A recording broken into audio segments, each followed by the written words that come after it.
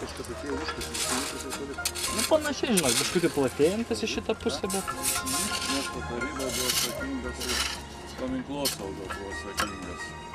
Dabar atrodo jau to etapo nebėra, ar gal to žmogaus jau kažkaip tai nesigirdi. Mes su jo, mes kažkada tai lankėm Demskio kapą. Matėte, nekokius paminklas. Ekskunigas Demskis, jis ten buvo sukryžiavęs 1863 metų sukilimo dalyvis. Vienu žodžiu buvo įtrauktas į tą prižiūrimą kapų, kaip čia sakyti, nomenklatūrą. Jis mane čia sutiko, sako, tai čia reikia ir Belskio kapą įtraukti tą reiškia. Nu, aš žinoma, neprieštaravau. Mes tam buvome Aušros muziejų nuėjęs, jis norėjot, kad būtų tas kapas daugiau autentiškas, koks jis buvo. Nu, prieš karą anksčiau buvo. Nu, ir mes ten radom keletą tų nuotraukų, viskas. Ir pagal teisą projektavo maždaug šitą visą antkapį. Čia buvo, reiškia, pagal originalą buvo tokios metalinė štanga buvo tokia, kaip čia pavadinti. Nu, ta štanga buvo pavogiama keletą kartų, matyt metalą laužo. Tai buvo įdėta tokia su plonos kardos, su tokio plasmasės įdaru. Tą nulenkė. Turiu pasakyti, kad aš, iš pradžioje gana skeptiškai žiūrėjau, tu dažnai būna, kad daug ką prižada, daug ką jau iš anksto pasako ir labai džiaugiuosi, kad aš apsirikau savo mintyse ir jūs iš tikrųjų vykdo tai, ką jūs jau prižadėjote, pagalvojate. Tai čia jūs atėjo? Aš nežinau, jeigu jums bus įdomu, mes tada galėsim, aš nežinau, kaip tas nuotrauką irgi padarysim, galėsim, jeigu turite elektroninį tą dėžutę, ar diskelį rašysim tada kaip nors. Nu jo, tai galėsit ir giminaičiam nusiųsti, kurie dar lygiai tenai, jeigu jam bus. Nu tai yra likusi, jo anūkė yra Belskio, anūkė yra likusi. Ir jį labai, aš jau jai pranešiau, buvau laikraštį nusiuntęs, kur viskas, tai jį tiesiog nustebo, kad čia dabar labai maloniai buvo nustebinta, kad čia toks dėmesys skiriamas jos tėvui, ir ten laikraštį buvo aprašyti. Visas tas lakėšys buvo labai priminėti, aprašoma, kai tėvai yra aprašoma. Ir su ją gyveno iki 1902 metais, ir gyveno su ją iki 1913 metų. O Ušakova buvo Zubovo pirmoji stiprioji meilė.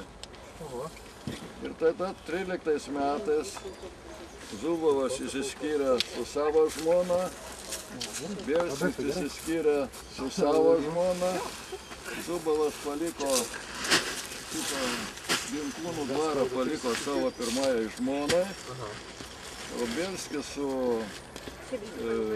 Zuboviene išvažiavo į Akmenę. Akmenės rajone nusipirko dvarą, Medemrodės dvaras toks tai yra. Vėliau buvo tarybinis ūkis. Ir ten gyveno su ją iki 1933 metų. Leido Medemrodėje su antrąją žmoną. Tamsidėmė. Tamsidėmė. O tuo tarpu Belskio giminės visur stengiasi šitą parodyti, kad vis tik ta Zubovienė, naujoji Zubovienė buvo tikroji. Ten buvo pavyzdinis pienininkystės ūkis įkurtas ir važiuodavo iš visos Lietuvos pienininkai mokytis, kaip reikia ūkininkauti ir tvarkyti pienininkystės ūkį. Aš turiu ten tokią atsiliepimą, pas mane dar yra atsiuntę, reiškia, iš laikraščių, iš tų amžininkų, kurie gyveno ir kaip ten viskas vyko. Taigi Zubovas paskui mirė 33 metais, ten buvo palaidotas, tokias dvaro kapinaitis nedidelis, akmuo maždaug tokio padėti. O jį 1941 metais, būdama 80 metų, buvo ištremta į Sibirą ir ten remontuoti ar tvarkyti. Ten yra, atrodo, vienas anglų kalba, amerikiečių reiškia užrašas. Nu ir... Tai dėl kryžiaus, kaip ten? Dabar, reiškia, Atsiradimą. aš su šitą ponę Nisienę, Valeriją Nisienę, Zubava, jį tiesa, nu kaip čia vadinti, ir Belskytė, ir paskui, kai išsiskyrė, tie vaikai visi, anūkai gyveno su Zubovu, tenai gyveno, reiškia, faktiškai ir tie buvo jos tėvai. Nu, Belskis buvo labai pasinėręs į tą visuomeninę veiklą, žmona jauna, vienu žodžiu visuomet, jeigu jūs irgi tai pasirengsit, tai jums rizikuojat netekti žmonos, jeigu užsiminėsite politinę veiklą ir taip toliau. Čia toks pavyzdys. Taip, kad turėtų būti kažkokia lygsvara. Nu ir atsiuntė, aš su ją susirašinėjau iki pat jos mirties, 20 metų, aš 75 metais buvau Kanadoje. Ji mirė turbūt 93 metais jau. Ir jie parašė, kaip čia dabar yra, aš čia nusiunčiau nuotraukas, visą, kad ant paminklo nėra kryžiaus. Atseit, kai mirė Belskis, jis mirė 36 metais, mirė Belskis Varšuvoje. Ten lankėsi pas savo draugę ar pažįstamą ar seserį, aš net